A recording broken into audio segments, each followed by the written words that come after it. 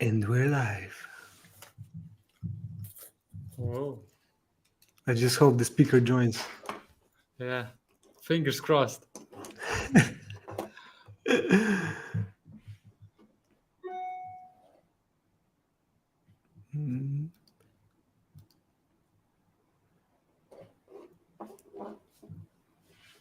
What's been going on, Jure?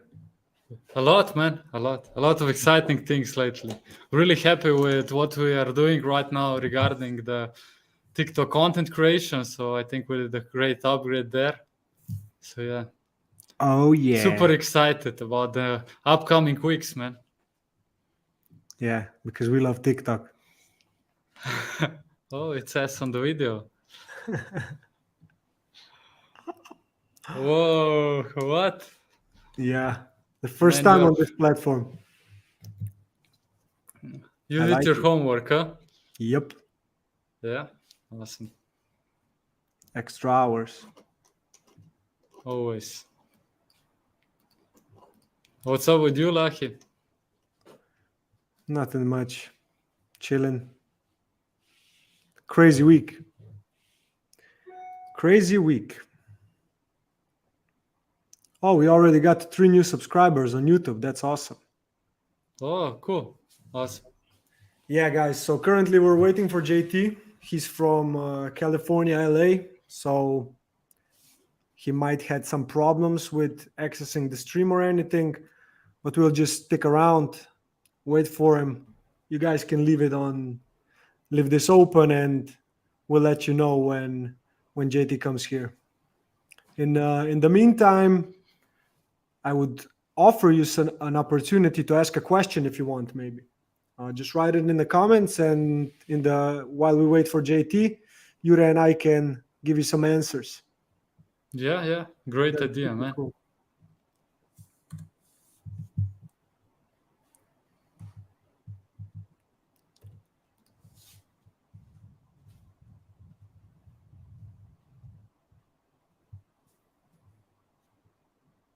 Oh, Buzzwords asked us.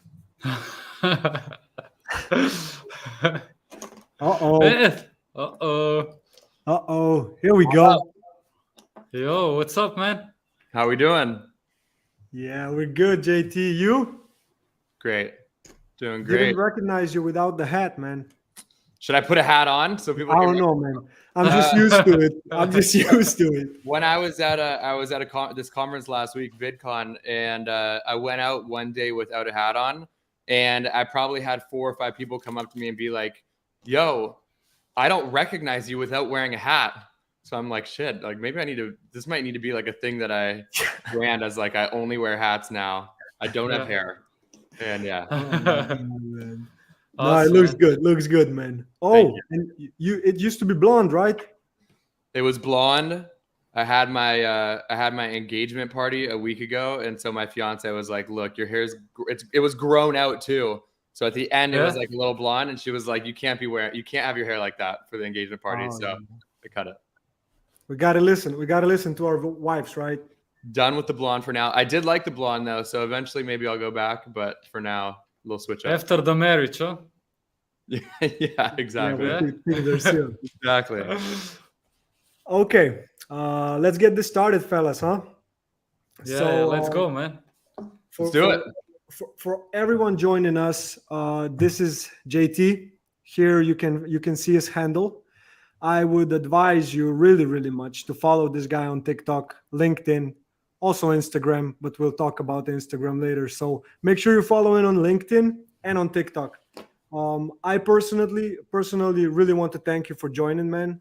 This might sound like I'm overreacting, but I've been following your content for 2 years, and you just pointed me in the right direction. And I can like now say that this company we founded, Buzzverse, it's like I can say thanks to you. Like the way we're navigating it and stuff, you help with this a lot. So I really appreciate it. Thank you, bro. That's awesome. Yeah, just Really, so really you know. Thank you, man. I really appreciate that. It's dude, it's only been a couple of years since I've got on TikTok, particularly in business. Has only been business kind of TikTok. Only been like a year and a couple of months. And so I think I like to use myself as a case study for anybody of like a lot of shit can change in a very quick amount of time when you like put in the work. So I'm stoked for you guys. And I also just feel grateful to be like somebody that is helping people and sparking something for them to be like, let's go do some shit. Yeah, man, definitely. And like right next to me, you can see Jure. He's one of the co-founders of the company. Just Yo, to man. introduce you a bit, he's up, like bro? a mastermind when it comes to like basically ads, paid media, stuff like that. Uh, Built two successful companies over like I don't know how many millions spent in Facebook ads. But now we're building this company together because we think TikTok is the next big thing. So just so you know who you're talking with, Cool. and yeah, Nice this to will meet be you, man. Nice to meet you too, bro. Where are you guys? in Slovenia. Both of you are in Slovenia? Yeah. We have the same name, and we are both in Slovenia. Yeah. Cool. Yeah, there's only 2 million people, and half of those people are named Jure. Yeah. We are not that original and creative, man. That's amazing. Yeah. Very cool. Hey, And are people already in here? Can they write in comments during this at all? Can we see like anything that they're writing? yeah, there's already 2 comments. One of them is from Cool. Kane. JT is fucking goated. So yeah, you have another fan waiting there. And the other one is from Isaac. Tell me more about Buzzer Beaters. What's your vision and concept? And as we go through this, we really want to keep this a simple like conversation. Just tackle around some topics. I have some shit prepared, but we just want to keep it flowy. Just like Cool. have fun. And yeah. So JT, look, I could have an introduction from my perspective, but why don't you tell us like who you are, how you started with TikTok, and what you're doing right now? Cool. So again, grateful for the opportunity to do things like this. The way that I talk about like how I actually started on TikTok was I was posting a lot on Instagram in the fitness, health, and wellness world. That was kind of like my first content career. After playing pro hockey, I retired in pro hockey 2017, got immediately into content, started doing fitness stuff. Instagram was becoming a platform that you could build a business on. And I saw that firsthand from my fiance, who was building her own platform in fitness and wellness. And so that was what I wanted to do. Started going really hard in that. And then the pandemic happened. When the pandemic happened, I was already scrolling on TikTok and posting a little bit. And posts that I would make, that I would post on Instagram, I would post the same thing on TikTok. And on TikTok, I would get 10 times the amount of traction. And I would be like, why? So for me, I was kind of like, why am I still posting more on Instagram when I could post on TikTok? Also, scrolling on TikTok was so much more enjoyable. I was just like, I love the experience of scrolling here more than I do when I'm scrolling on Instagram. And so I kind of fell in love with the platform to the point where I started having convos with one of my buddies of like, yo, let's do something real on this. Like Charlie D'Amelio was becoming really big. TikTok houses were becoming really big. And we saw that there was a big gap that like all these TikTok houses were like 19-year-old kids doing dances. There was no adults doing TikTok houses, and there was no like people that were really like regular living 9 to 5, doing like working their own jobs or owning their own companies, but like entrepreneurial kind of adult. And so we were like, let's start the first TikTok house. So we started a TikTok house for adults. That was kind of like if anybody had seen MTV Real World. It was just, the thesis was, let's put 10 people in a house, film it, and have them all be like regular people, not like massive influencers, like regular people in a house together, see the vibe, see if we can make some good content out of it. And this was like a project for me because, again, like pandemic stopped a lot of the things that I was doing for my business. So that project, we called it Honey House, that like really took off for us. We went from 0 to 1.1 million in 60 days. So in 2 months of being in the house, we went from 0 to 1 million. And I also got a lot of press from it. Like we had a full story on E! News, Business Insider, Yahoo News. Like a lot of these things were published. We're doing stories on our house and how we had done it.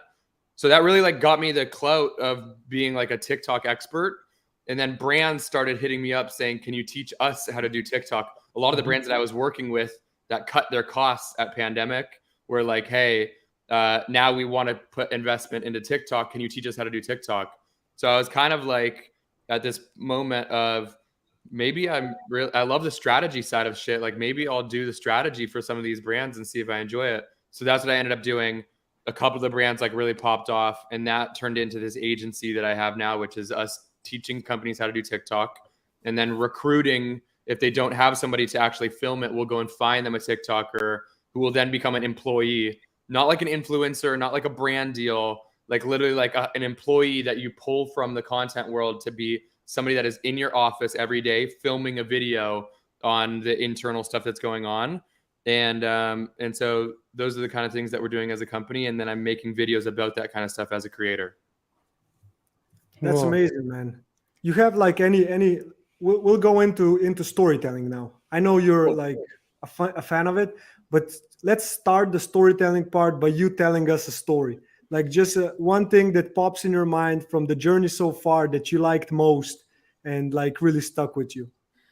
I like telling this story. There's a bunch I could tell, but this one that just pops up in my head because a lot of the people that are listening are probably in the like company kind of world, either businesses or creators that are working with businesses, of just like the power of TikTok. When we were finishing the end of season 2 of Honey House, we had started working with brands, particularly this one brand called Poppy, who paid us a good chunk of money to make videos with our team and then send them to them, who was going to post it on their page. And so we like worked really hard on these videos. We for sure thought they were going to go viral. We had spent a lot of time on them. We had posted similar videos on our platform that had gone viral. So we were like, these are going to be viral videos. We sent all of these over to them. They posted all 10 of them. All 10 of them flopped. None of them worked. And so when that happened, I was like, shit, like this method that works on Instagram of getting really high quality content from somebody else that doesn't work for the company and then reposting it as your own and tagging them, which really works on Instagram, does not work on TikTok. So then I was like, shit, like if that didn't work, maybe just try talking into the camera and telling your story and being like, and they have a story of they were on Shark Tank and like, you know, she was pregnant when she was on Shark Tank. Like tell your story, talk about the product and why you did it and why it's brought so much value to you and all of that. And let's see if that works. And that single video that she posted ended up selling more of their cans than the day that they aired on Shark Tank. And like, that's organic video, no paid behind it. She didn't pay any influencers for it. She didn't need to go to school to learn how to make the video. And that for me was the real aha moment of being like, oh, fuck.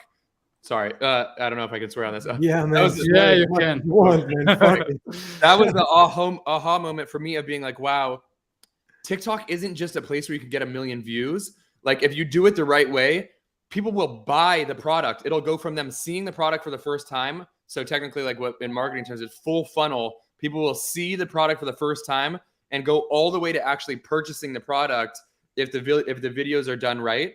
And so that was like a big moment for me to be like, this is something I want to put a lot more time into with other companies. That's what I do today. Man, you run a company, right? It's Barnett X. Correct. Yeah. And I saw you offer like many different styles of collaboration. Which one is like the MVP? The two main things that we do are the recruiting side, which I would say is recruiting side is probably moving a little bit faster because that can scale without me being in the process of it. So that's like a company, for example, that same like drink company is like, hey, we really want to get on TikTok, but we don't have time to do it. We only have a team of 5 or 10, but we really want to do TikTok. Can you find us somebody that can do it that we can hire? So we go out and find that person for you, and the company hires them, and we just get a finder's fee, just a flat fee. We don't manage the person. We don't have a roster of talent that is like our creators. It's like we go and find them, we pair them with you, and then you have that person as your employee. That's probably like the MVP right now. And then the second thing, we really only do 2 main things. The second thing is if that company wants, or any company wants, like more specific advice on their content, we will sit in a meeting like this with anybody from the company and really teach them how to like tell their story and make videos organically. both of them are growing really fast. I enjoy doing the strategy stuff, the recruiting stuff. I don't need to be in the process of as much, so that can move faster. But for us being like a small team, we have 4 people. We're moving quick. Awesome, man. I'll share a clip right now because it fits. It's harder to get shit to work on TikTok right now than it was 8 months ago, a year ago. What we're seeing right now with every company that we're working with, the only thing that is really, really working is storytelling. Some sort of a challenge and some sort of resolution to that challenge within the same video. I'm sure there's things going on that you guys could tell stories around. That's the first and foremost thing that I think you guys should focus on. Bro, the same way that I just told that story about Poppy is that same kind of arc. I'm like, we got paid $10,000, whatever. We got paid something like that for 10 videos to post on their channel. We spent a ton of time on it. We thought it was going to work, and it flops. That right there is like a challenge, you know? So then I go, oh shit, like what do we do? Maybe you guys should talk about your guys' organic story. And then that story pops off, and that's the resolution. So like even in that story that I just told you, there's that same kind of like some sort of a challenge or conflict and some sort of a resolution. And that is what I'm seeing across the board for everybody on TikTok right now. The little simple little tips of just like a 3 things for a morning routine: meditate, go on a walk, like drink coffee. Like that doesn't work anymore it's not working the same way that it did because there's so many people that are on the platform now, and that's so easy to make that now like the level of the creation needs to be a little bit higher. And so what everybody should be thinking about, that I think, is the storytelling, like a traditional storytelling arc with some sort of a challenge, some sort of a resolution. And that's what we're seeing work. Yeah, and just like start with a good attention grabber or hook, right? Finishing up with a call to action. This is something like we really discovered in like when we started working that also is super necessary. Those first 2-3 seconds of the video, and we're talking about ads here, so it's really and the basically the process is very similar to organic content on TikTok, and it's just not that sales oriented, but it needs to have this kind of a approach of focusing on the first part of the video and really trying to get the attention. Then, as you said, context needs to be good, needs to be interesting, tell about the product, and then call to action. Yeah, because dude, if you think about it, the best ads are going to be videos that don't feel like ads. Yeah. You know, it's going to be a video that you're like, oh, like this is like a really interesting video that I want to watch. And then at the end, you're like, what is that product that they have? Or like, where can I find this? It was the direct selling where it's in your face. We're doing a limited time offer for 15% and like get on there. Like nobody wants to see that now. It's just been done too much for so long that now we're like leaning away from the very direct selling in your face. And so now what works is people being more value driven content that people want to watch that happens to be an ad. You know, something that somebody can take something away from it. Even if they don't buy the product, they can still be like, oh, that video like really helped me with something. So it makes sense that the beginning of it needs to be intriguing. It makes sense that it needs to be value driven. It makes sense that it needs to come off less salesy and more authentic. All of it is just people. Yeah. And on that note, people are becoming brands. Like this is the diversion between brands, actual brand profiles on TikTok and creator profiles on TikTok. It's like not even with the good creators, it's not even visible anymore. And people already trust the person. They don't actually trust the brand, and the person actually makes them trust the brand. What do you think about that? I think if you look at history, if you go back like 60 years, there was way more of a trust into a corporation than there was into a person. So you couldn't start a personal brand and it be immediately trustworthy the way that it is now. Now it's flipped to where people trust individuals more than they trust corporations. So if you see somebody come across your timeline that is a human being's name with a human being's image, you're going to subconsciously have more of a trust towards that than you do if you just see a random brand logo with a brand name attached to it. So I think just because of that reason, I think it's easier to grow a page as a person than it is as a brand. I think it's also easier to sell products now as a person than it is as a brand page until you build that credibility. You know, like selling a soda that nobody has any idea who you are, and you just coming across my timeline and talking about your soda is going to be harder to sell than Coca-Cola posting something, because Coca-Cola has that brand trust and that affinity already. But at the same time, for anybody that's just starting out, running something through your personal page is going to give you a lot more of a chance than running something through your brand page, because when you're just starting out, the trust towards a human being is way higher. So take that how you will. I'm not impartial towards all the companies we work with starting a brand account through their founder. I'm like, if you want to go hard with it through your personal account, great, do that. If you don't want to do that, that's okay. You don't need to, but you need to have a human being in the content, because the people will trust a human being more than they trust just a product.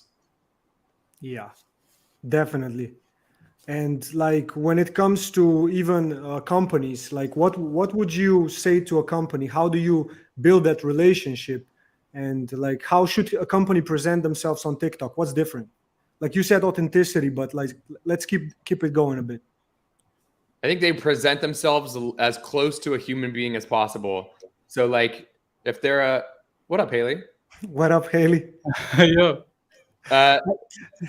This is Haley, who does all of our brand partnerships. Haley, were you looking for the video for the stream or? Sorry, my mic was cutting out. Okay, yeah, good. You can stick around if you want to. Okay, I'm going to continue. So what I would say is I think that people should do whatever they would like to do. I think that if you want to run your stuff through a human being's account, you can do that. If you want to run your stuff through a brand's account, you can do that. I think that it just needs to be the content needs to be as close to a human being as possible, in the sense of you just want to give off the vibe that you have a personality, that you're relatable, and that you know where the audience is coming from, so that they trust what you're selling. It's very hard to do that if all the videos are just like of this coffee cup and I'm not in it and it's just this. It's like, how can people relate to that or like really understand where you're coming from?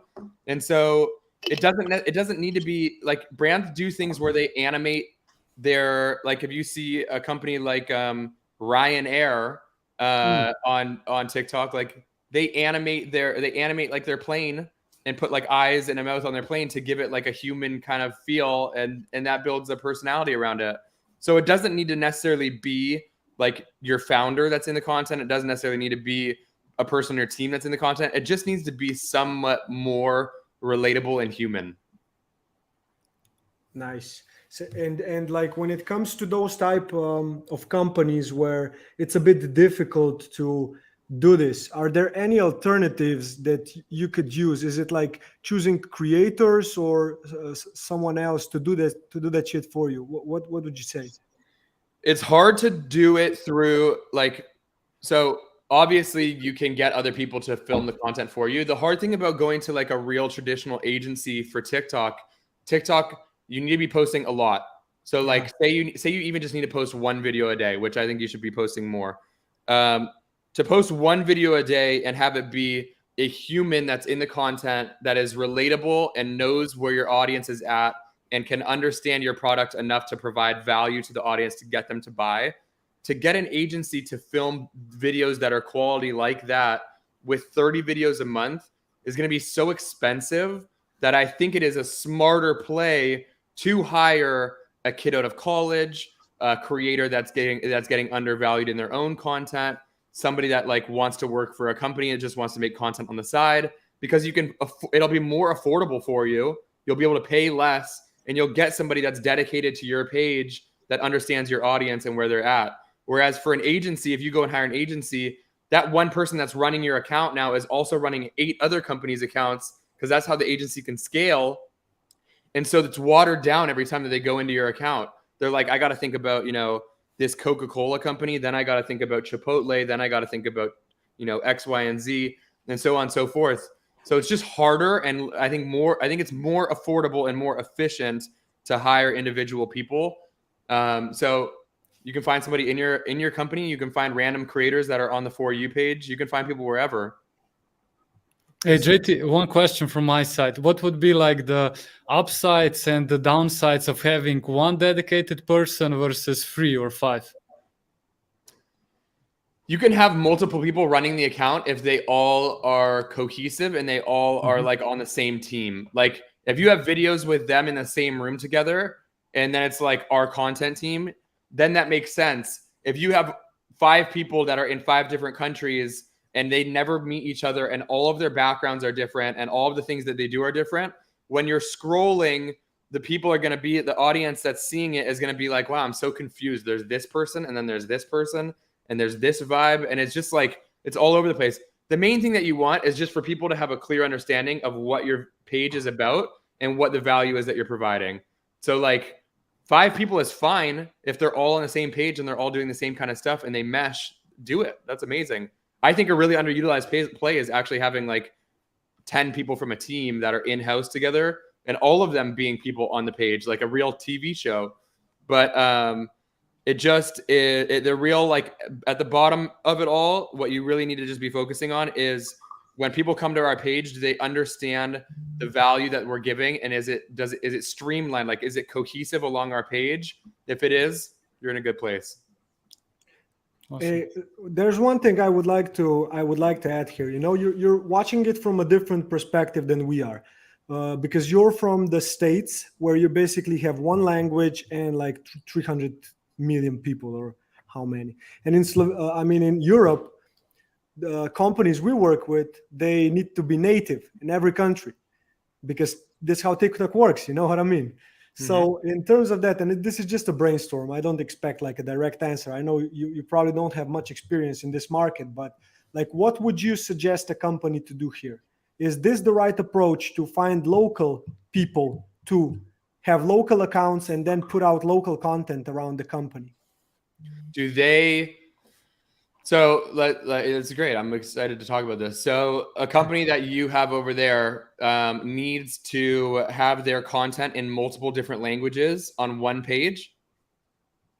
No, that it can be separate pages as well. Separate pages. Let's say one company is operating in 5 different markets. Which separate languages? What would you suggest? The main account that you have, that's just the brand name, I would have it be in the single language that is the most important to you. So like if you guys, like the company is like their like biggest clientele is in Slovenia, then like have it be there. If that's not the case, I would have, outside of that, I would make individual pages for each market. I would like, whatever, like Poppy, UK, Poppy, whatever, and have that be the native language to that area on every single channel. Because I feel like that the page is going to be too confusing. And then the audience that sees it is going to be like, oh, they're going to see, once they see 2 posts that are in different language, they're like, oh, this isn't my page. I don't understand this. I'm going to unfollow it. So that's kind of my recommendation. Yeah. Okay. Because like when you even look at the trends going on in a separate country, it's just so different, even from the vibe and what's like, how the creators are behaving, what are the trending sounds, stuff like that. Some of it is connected, like globally, of course. But when it really comes down to like putting out quality content on TikTok, I think this really matters to have like local people from local countries, from different countries, run the page, because they are the best at knowing what's the trend. And you as a creator yourself, what would be some tips like you could give people who do that? I completely agree. I think the person that is the closest to the demographic that you want buying your products is what you should find. So like every company, when they go through their marketing, is like, who is our target audience? Who is this person that is buying our product? If you haven't done that as a company, you definitely need to. That's like even before you launch a product, you should know who you're making it for. You should know that same thing in your content. who are we looking to convert this audience into a customer? So who is that person? And that's the makeup that I think you should look for in a creator. Because if the main thing that you're looking for is relatability in your content, the most relatable is going to be somebody that speaks the same language as that consumer. So like when companies come to us and they're like, hey, we want to find a creator, the first thing we ask is who's buying the product. And then we take that exact kind of like demo and archetype. And that's what we look for in the creator that we're searching for. It's not like, who's your favorite creator on TikTok? Let's go find somebody that's the same as them. It's who makes good enough content stylistically that you guys like their content, that is relatable enough to your audience that when your audience sees them, they're going to be like, I fuck with this person. I want to follow them. And then I'll buy the product. I understand. Yeah. What do you think about that, Yuri? Awesome. Amazing approach, because I think, like you said, GT, so about like usually it's, I follow this guy on TikTok and I want to have a similar type of content that he or she has. So I think it's a great approach to actually go from the persona angle. So it's really smart. And the content is important. Like you can't go to somebody that's just in your demo that doesn't make content or is like, their content's terrible and you don't enjoy it and it doesn't fit. There's a balance between the two of those. But it really should be somebody that is in it. It should be prioritized that it's somebody that's at least in your demo, like your broader demo. I think most companies have at least a couple different people that are purchasing, the mom that is in the suburbs that is buying for all of the family. Then like, the female that's in 20 to 30 range that is like out of college that is buying the product too. So I think you have those demos. I think it needs to be somebody that fits at least one of those demos. And then you look at the content that they're making and you're like, cool, this is somebody that fits the demo and makes good content. Yeah. JT, what do you actually look at when you do an audit of the person that is a potential hire for the company, when you do the recruiting for the company? What do you actually look at? Great question. What we look for is what we think companies need and what companies have told us that they're looking for. And so what the criteria that we kind of look off of is basically 5 things. The first thing is kind of brand safety, like on their content is everything like something that is safe enough for them to represent a brand. The same way as an employee, you kind of do like a background check of their content and make sure everything's brand safe. You would be surprised at the amount of people that we have to cut out because they're not brand safe. So that's the first thing. The second thing is, are they making content that is good enough? And what I mean by that is, if you're scrolling on TikTok, is it contextual to the platform to where it fits in to where you would consider watching it? And even to go deeper in that, if you see a video that is reposted from Instagram that has Instagram's writing on it and is like filtered and has like, the Instagram's people tagged in it, you're going to scroll immediately because you feel subconsciously that it is not from the platform. So like that's the first thing the thing we look at in terms of content first is like, is their content good enough to fit on TikTok? Then the second thing is are they doing a variety of content? Meaning, are they just doing dancing videos and that's it? Are they doing things where they're speaking into camera, vlogs, trends, voiceovers, things with text bubbles over top? Like, are they doing a variety of different things so that when they go into a company and the company wants to try a handful of different ideas, they're open to doing them because they've done them before, rather than somebody that's just done dances or has only done has never done talking to the camera, and then the company's like, we want you to do that, and now they're like, shoot, I've never done this, and now it's like a little bit of a hard thing for them. So we look for the variety of content. We look for, have they been able to build somewhat of a community? It doesn't need to be they don't need to be an influencer. They don't even have 100,000 followers. But even if they have 3,000, 4,000, 5,000 followers, are they engaging in the comments with their community? Is their community writing in comments and saying things like, oh, where'd you get that shirt? Tell me more about your nutrition. Tell me more about this. Like, just, do they have a community that's kind of bought in? Because that's what they're going to be building for the company. And then the last thing of the 5 is consistency. It doesn't need to be, are they posting 3 times a day every day? But it needs to be, over the past 6 months, are they posting consistently? Are they sticking with it? Are they posting once and then not posting for a month and a half? Are they posting 8 times in a day and then taking 4 weeks off and then coming back and posting 8 times again? So are they being consistent with it? Because that's a big thing for the companies as well. So those are the kind of 5 things that we look for. And that's something that I think every creator should be thinking about when they're making content and trying to be hired by a company. Yeah. Awesome, man. Hey, It's thorough. Like we spend probably for every company that we look for a creator on, we probably spend 5-6 hours going through all of the people that apply to look at all of their content and go through that criteria and be like, this person's amazing, but this company wants to do voiceovers and vlogs and this kind of thing.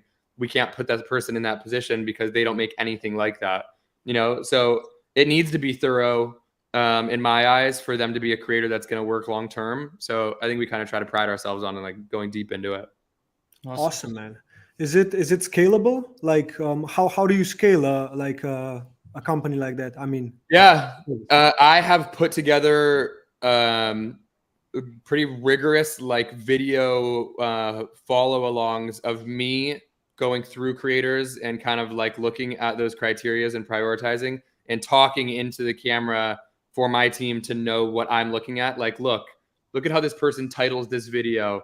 This is important because this is a great hook, and they do this on all their videos. So I feel really good about this person being this number of priority because they're going to do this for the company too. Like I say that, and I'm like explaining it to my teams, and anybody we have a small team that goes through it. So anybody that is doing those criterias and looking for the creators has to follow that same kind of thing that I'm doing. And so then I always give the end, like I look through the end final list and like pass that off. So it always goes through me. That I don't know if I'll ever be able to completely scale, but it's pretty close to being somewhat automated right now. awesome, man. Awesome. And in terms of the future, let's look at in the future a bit. How do you see TikTok evolving? Like, what do you think will happen next on the platform? You can talk about monetization, anything you feel like it should be brought up to the stream. I love TikTok because I think that TikTok is a overall beneficial platform to the world. Like the platform prioritizing authenticity and also giving people tools to become creators, like the tools that they have on the platform, for me, make me passionate towards the platform and being like, I want this to succeed because I think it's a good thing for the world for this to succeed, rather than when I look at something like Instagram, I don't look at, I do look at it as still as a success. Instagram has been so amazing for me over the past, but I think the things that it prioritizes on the platform, I think are different societally than TikTok is. So I like in my own personal way really want TikTok to succeed. Outside of my own personal opinions, I genuinely do think that they are savages at how smart they are at what they do with their marketing and the innovation and the way that they think about the platform as a whole and what creators are thinking about. Their innovation with it, their monetization of it, which I think can still improve, but I think that they're thinking about it from conversations that I've had. Their long-term thoughts, just the way that they go about it, I see there being at least a good 7-8 year run. Like look at Instagram. We're 10 years into Instagram, and you and I still know people today that are starting companies, and the first thing that they're doing is going and making an Instagram account for the company, you know? So if you think about that, we all three of us in this room know that Instagram is not the place to market your company right now in 2022. We know that it's TikTok and it's other platforms, and Instagram is no longer the number one place to do it. So if you think about now, we got at least 7, 8, 9 years where TikTok will be something that people can start at any moment and still find a lot of success on. So I'm excited for that. I think that's where I'm placing a lot of my bets. And objectively, I think that there's going to be a really good run with TikTok. Yeah, and in terms of even monetization, right? For how are they including creators? Where you combined, I mean, you compared it to Instagram. Now, if we look at YouTube on the other side, look what YouTube has been doing for creators. And some of the creators on TikTok might run off to YouTube because they are monetized. Tell me what you think about that. Yeah, I think it's smart. I think I look at them as two different things. Nobody right now goes to YouTube to find random new things that they don't already know about. You go onto YouTube with a thought of, I want to see something intentionally. I'm either going to search it or I'm going to be following it already. And so it's going to be, I'm going to find something like that. And then it's going to show me recommended things that are like that I'll follow, that I'll watch, that'll be similar. So you don't go to YouTube with the idea of, I'm going to discover something brand new. Whereas on TikTok, that's kind of the opposite. You go on TikTok to discover new things that you didn't already see and didn't already know about, that are going to hit you in a stumble upon kind of way. They're going to be like, oh, this is amazing. I learned something new. And so I think they play really well together. I think that right now, in my opinion, people on TikTok that are crushing TikTok and doing a good job should be thoughtful of like, what is everybody that is asking me on TikTok asking me about? And how can I go onto something like YouTube and make a more detail-oriented video about that kind of thing on YouTube, and then push people from there to there, and push people from YouTube to find more of your shit on TikTok. So I think they play really nicely together. I think TikTok is obviously testing things to get a little bit more long form. Who knows if it'll get that way? The origin of the company, the origin of the platform isn't the same as YouTube. So who knows if it will? But I think every creator needs to be thinking long-term. And when I think long-term, I do think YouTube more than I think TikTok. And also broad, like the way you're talking, you're like, the companies we work with, especially in the past couple of years, or what Yura is doing with his other company, WeScale, is like this multi-channel approach. You don't want to be dependent on one platform, right? And like the creators are starting to think like that. And it's not just I'm on Instagram or I'm on TikTok. No, I'm on TikTok, I'm on Instagram, I'm on YouTube, but I like really am good in natively communicating on the platform. Like when you started LinkedIn, I started following you, and your like following grew because you were just natively crushing the platform, providing value. And in this kind of, if we look at it in this way, like new platforms might pop up, but the creators who are like, especially following you, for example, who talk a lot about the storytelling and this like approach more than the platform, this works, this is the algorithm, I think they can benefit from it. And when the platform arises, you already know how to get the attention. You already know what to, like how to present yourself and stuff like that. And is this something creators should strive more to work harder on? I agree with you. And I think also it's important to say that you should only go on the amount of platforms that you can take on while enjoying it and doing it thoroughly, you know? Because I think that there's a lot of talk of like, everybody needs to be on every platform just because they are there and people are on them. And I tried that. I've tried that model. I've tried to go and be on as many platforms as possible at the same time. And the hard thing about that is there's so many different, it's such a different mindset in each one and a different formatting in each one that it's almost, to do it by yourself, it's hard to go on to every single one of them and do it right. So what I recommend is go on as many as you can to where you really can go deep. For me, that's like 2 or 3. Like, you know, it was TikTok, Instagram, and LinkedIn that I could really feel like I could go hard on consistently at the same time. And then once you really successfully do one of them to the point where you can monetize it or do a handful of brand deals, take that money that you have the brand deal and hire somebody to help you go into these other ones to where it doesn't add more onto your plate, you know? So I think that that's the play that I think people should be thinking about, rather than me as an individual, I need to try and manage 7 different platforms. It's like, pick the ones that you really enjoy, crush those, and then hire somebody to help you crush the other ones when you feel like you've got the ones down that you started with. So that's kind of the way I think about it now. Awesome, man. Just like on this note, also, what about the content? Yeah, how much content do you produce, and how is that possible? What kind of like, how do you fit it in your schedule? The good thing about my content is a lot of it is just the day that I already have, and it's a lot of just me filming shit that I'm already doing. So like this conversation, like we have cameras going that I will film and I'll have clips from, and then I'll be able to post those clips, and that'll be content for me. The editing process for me takes a while, particularly the editing stuff when I'm doing more vlogs where I'm voiceovering things. But I just try to film as much as I can, and then I sit down and I have, luckily on a couple of these, you can schedule things. So on LinkedIn, I try to schedule content. On Instagram, I try to schedule content.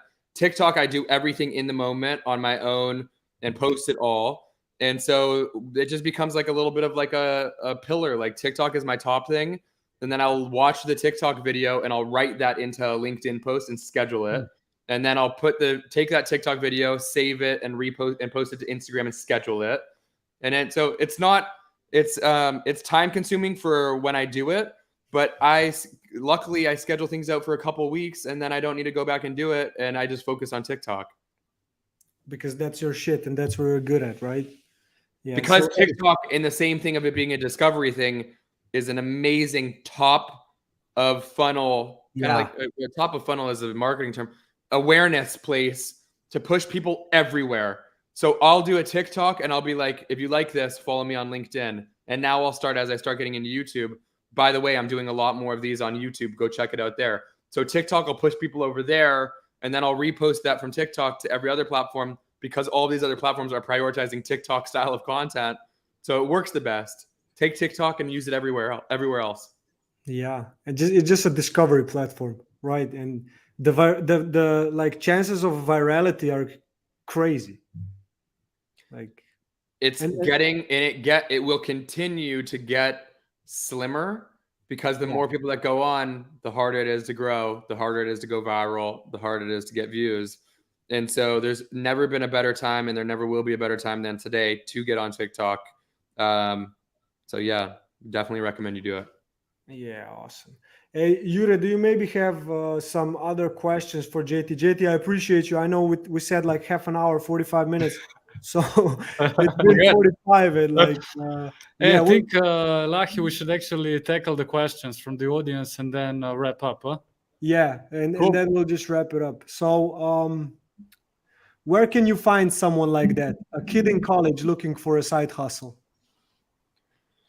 There's a couple places you can do it. The first and foremost I would say is go look at hashtags on TikTok. So search hashtags of brands that you like, that like say you're in I keep using food and beverage as an example. Say you're in food and beverage and you're looking for a content creator that is going to be able to come into your account. I would go and search for companies that are in that same kind of niche and use their brand name in the hashtags. Look at people that have made content with that hashtag, go to their page, look at the content that they're posting. If you like them and you think that their content would be good on your page, like for them to run your account, then go click through to their Instagram or however you can contact them in their bio, send them a message, say, hey, we loved your video where you used this hashtag and this kind of content. We run this account. We would love to talk to you about coming in and doing content for us. You can find people like that very easily. Is a Fiverr or Upwork popular in the States? Yes, but the people that go on that are not the people that you would want to hire for this job, because the people that are because TikTok specific creators are not going and putting themselves on Upwork or Fiverr at this moment. But do you think they'll start to pour there when they see that they have value, or will they stay? I think there'll be more of it. Like I think there'll be more things like what we're doing that are popping up, like more like niche specific TikTok agencies that supply creators will be more of a thing than somebody going on Upwork or Fiverr. Because I think that it's just a different makeup. A lot of these kids that are going and doing that have never heard of either of those or have never used either of those. And so won't go and like build their own independent contractor kind of like job posting. Okay, cool. The next one might be a bit challenging. We have two more, okay? So cool. This one is, this is a good question for both Yura and I, but how would you approach making TikToks as a paid ads agency rather than an agency that creates organic content? Great question.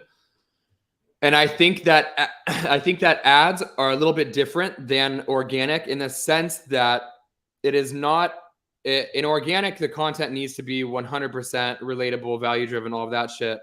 If you know you're going to be putting money behind it, sometimes some things that are a little bit more product focused can work. Some things with trending sounds that are a little bit more just the product and with a hook on it that's intriguing those can work sometimes as ads.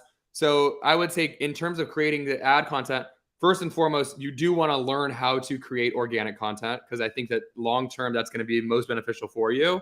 But I would say make sure you're testing out all different styles. Some shit that's very value-driven, that's a storytelling kind of component. Some shit that's very quick and fast-paced, that is only product-focused. Some things that are trending sounds that you're actually taking part in the trend with the product. I would try all across the board because you know you're going to be putting paid behind it. And then you just pull the paid off of the ones that don't work and push the ones that do. Time to take notes, guys. I hope you heard it. We'll be sharing this also on after it. So even if you weren't here live, like, yeah, we'll share this. The last question, where do we want to go? Okay. I think you already talked about this a bit, but what would you say is the biggest difference between TikTok versus Instagram in terms of creative process and creating successful content?